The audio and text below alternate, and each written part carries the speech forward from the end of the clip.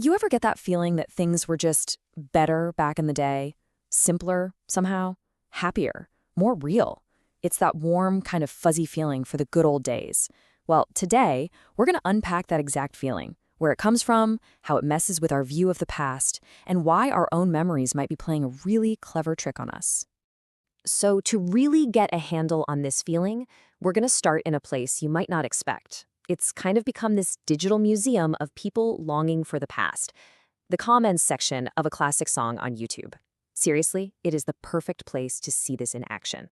I mean, just look at this comment. It's a perfect snapshot, right? It captures this deep-seated ache for a time that felt more straightforward, more authentic. This person isn't just remembering a song.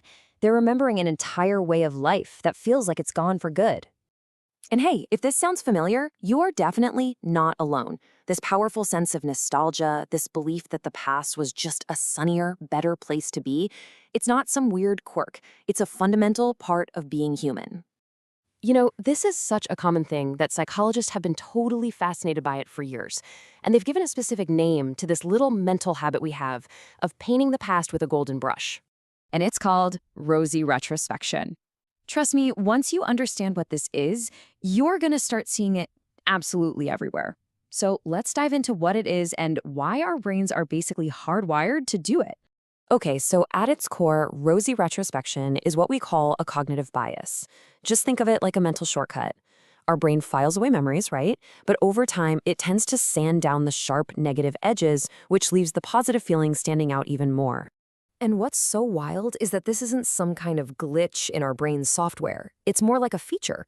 From an evolutionary point of view, it makes a ton of sense. Remembering the past fondly actually boosts our self-esteem, makes us feel better about ourselves, and that gives us the confidence to face whatever's coming next. Plus, on a purely practical level, by just ditching some of the bad details, our brains can store memories way more efficiently. It's a win-win.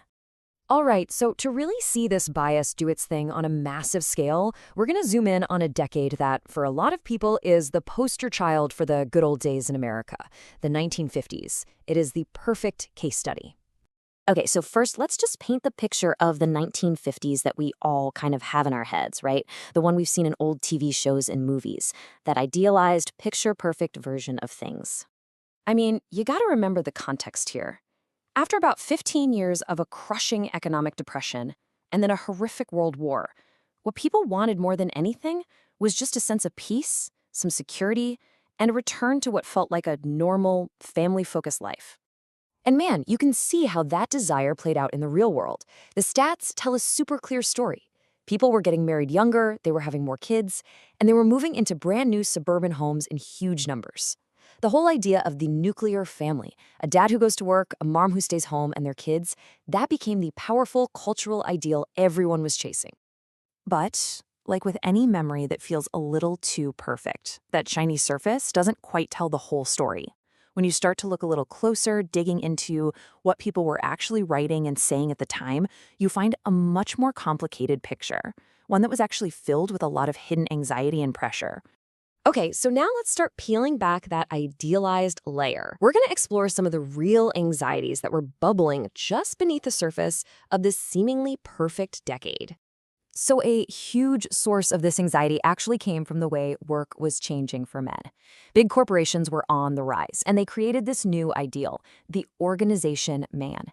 This wasn't the rugged individualists from American folklore. This was a guy whose entire success depended on fitting in, being a loyal team player, and definitely not rocking the boat. And the shift, it created this huge under-the-surface cultural anxiety. You had critics and commentators at the time really worrying that men were losing their spark, their individuality, trading in their independence for the safety of a paycheck in a gray flannel suit.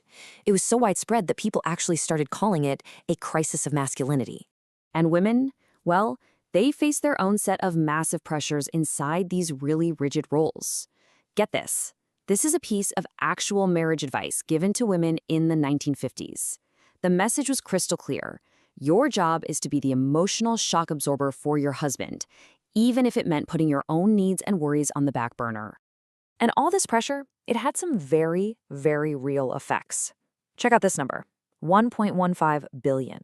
That is the number of pounds of tranquilizers, things like Milltown, that were prescribed in just 1 year, 1959. This was up from basically zero just 4 years earlier, and they were overwhelmingly given to women, often to help them deal with the stress of their domestic lives. They were even nicknamed Mother's Little Helpers. And this table, this really just leaves it all out, doesn't it? It shows how different the whole idea of marriage was. Back in the 50s, stability often came from just plain economic necessity and these super rigid gender roles. Conflict, it was often just ignored or blamed on the wife. Today, the ideal is completely different. It's all about a partnership based on personal happiness and shared responsibilities where you're supposed to communicate to solve problems. It's not about which one is better. It's just about seeing that they are fundamentally different ways of doing things. So, what's the takeaway from all of this? How do we hang on to our fond memories without getting trapped by a version of the past that wasn't quite real? Look, the point of all this isn't to bash the 1950s or say it was some terrible time. Not at all. It's really just about recognizing that our nostalgic view of any time in the past is, by its very nature, a simplified version of the truth. Understanding the full, messy, complex picture just helps us understand our own minds a little better and how this powerful bias works inside all of us. So, what can we actually do about this in our own lives? Well, it's actually a pretty simple 3-step thing. First, just accept it.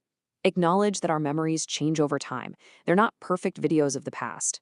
Second, when you feel that wave of nostalgia wash over you, just label it. In your head, just say, that's rosy retrospection talking.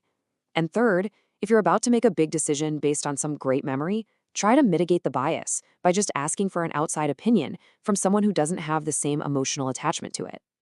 In the end, the way we remember our past says a lot about who we are right now, so it kind of leaves us with a question to chew on. In what ways do your own rose-colored glasses shape your memories, and how does that, in turn, shape the person you are today?